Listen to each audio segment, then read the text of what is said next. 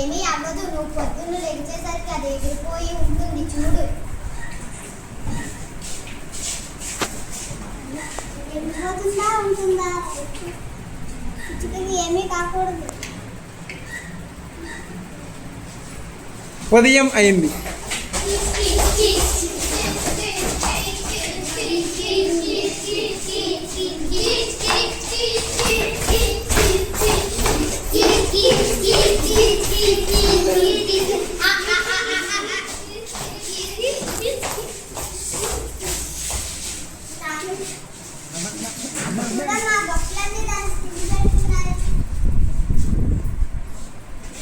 నిజమే, ఆ పక్షులన్నీ కష్టంలో ఉన్న పిచ్చుకకి సహాయం చేస్తున్నాయి, కానీ మనిషి మాత్రం పట్టించుకోవడం లేదు.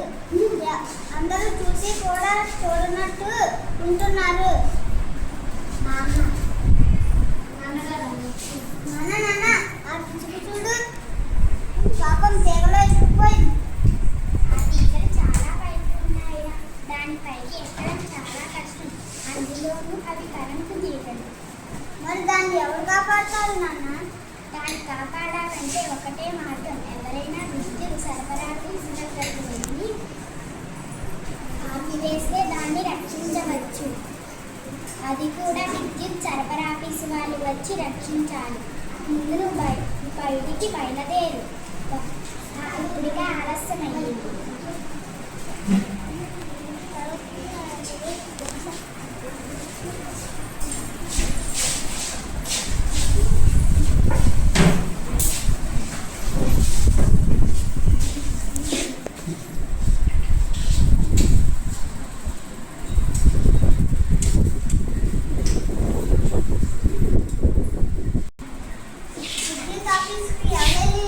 చెబుతారు ఎవరు పిచ్చుకను కాపాడతారు, ఎవరి గురించి ఎదురు చూడకుండా నేనే వెళ్ళి కాపాడుతాను.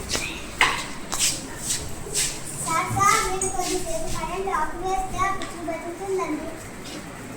నువ్వెవరు ఎక్కడ ఉంటావు? విద్యుత్ తామడం ఏంటి, పిచ్చుకలు కాపాడడం ఏంటి? సార్ నేను రాఘవ్ గారి అబ్బాయిని, మేము పోస్ట్ ఆఫీస్ వీధిలో ఉంటాం, మీ వాళ్ళని తొందరగా పంపండి. పాపం పిచ్చుక అరుస్తుంటే ఏడుస్తున్నట్లుంది.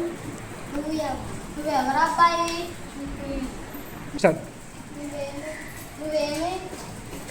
నువ్వు ఏమి కంగారు పడకు, నేను మనుషులు పంపుతానులే, నువ్వు ఇంటికి వెళ్ళి.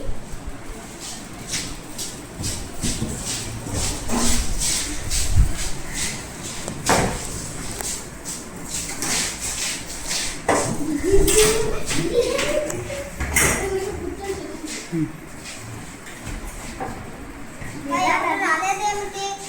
ఎలా రవి ఎందుకు లేటుగా వచ్చారు? సార్ మా ఇంటి దగ్గర కరెంట్ ఇరుక్కుపోయింది, దాన్ని రక్షిద్దామని విద్యుత్ ఆఫీస్కి సార్కి కంప్లైంట్ ఇచ్చి వచ్చాను. మీరు ఎలాగా అందరికీ సహాయం చేయాలి.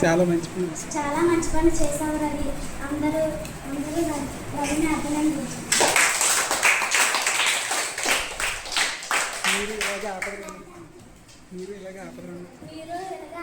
ఉన్నప్పుడు అందరికీ సహాయం చేయాలి. అలాగే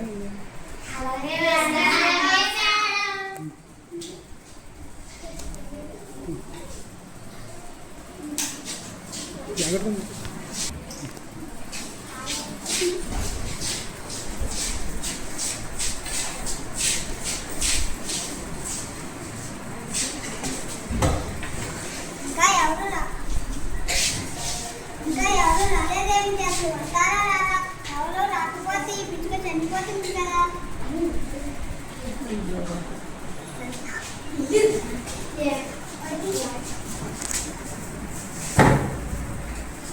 ఏమైంది రవి రా మనం ఆడుకుందాం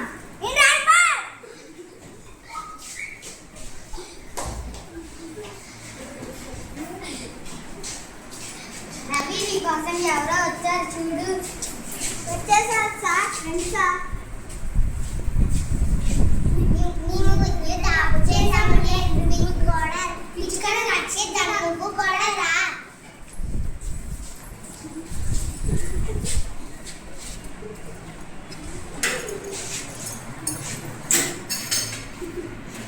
ఇదిగో నీ పిచ్చుక బతికే ఉంది నీ సంతోషమే కదా